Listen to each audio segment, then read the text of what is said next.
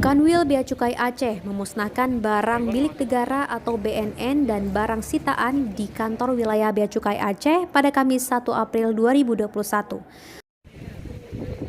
Barang tersebut berupa rokok ilegal sebanyak 43.812 batang rokok, 5.000 bungkus rokok sitaan, serta 2 truk barang ilegal lainnya, yang diantaranya telepon genggam, handy-talkie atau HT, kosmetik, sepatu, susu, suplemen, vape, dan lain sebagainya.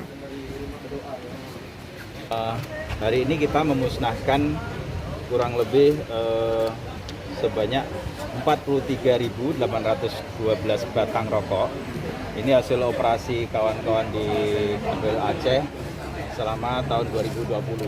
Kemudian juga kita ada barang sitaan, jadi kasus rokok yang di kantor pelayanan Melabo sudah dilimpahkan ke Kejaksaan dan Inkrah. Ada 5.000 bungkus rokok dan itu dilakukan pemusnahan hari ini. Di samping itu juga kita ada 2 truk hasil operasi Satgas Bea Cukai baik darat, laut, berisi barang-barang macam-macam, Pak, yang dibatasi untuk impornya. Sementara itu, pemusnahan barang bukti tersebut dilakukan dengan cara dibakar. Untuk telepon genggam maupun handy-talkie dihancurkan menggunakan palu, kemudian akan dibuang pada tempat pembuangan akhir atau TPA.